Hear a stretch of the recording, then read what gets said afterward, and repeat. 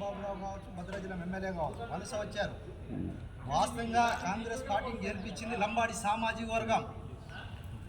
కొడంగల్లో గెలిపించిన సీఎం 35,000 ఓట్లున్న లంబాడి సామాజిక వర్గం. ఇక్కడ పొంగులేటి శ్రీనివాస్ దగ్గర 50,000 ఓట్లున్నాయి.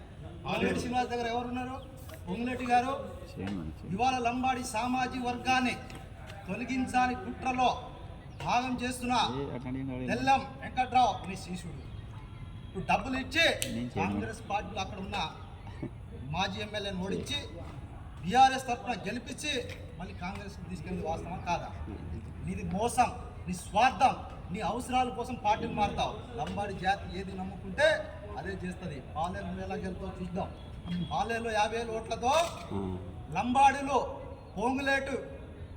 పొంగులేటి శ్రీనివాసరెడ్డికి ఓడియడంలో కాంగ్రెస్ పార్టీలో ఇవాళ ఫస్ట్ ఓడే టిగటే పాలేరు నియోజకవర్గం లంబాడి ఓట్లు 50,000 ఓట్లు ఎస్టీలో లంబాడిసిలో ఉన్నారు. అది గుర్తుపెట్టుకో.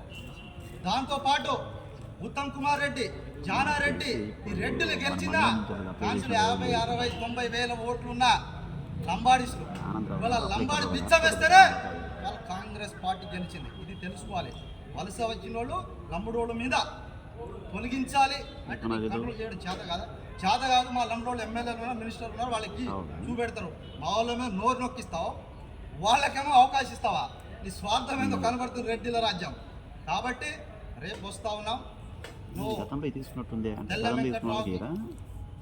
ఏం చేస్తావో తెలియదు.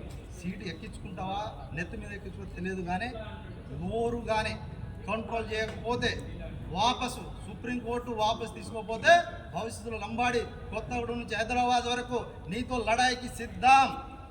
ఇది జేఏసీ డిమాండ్.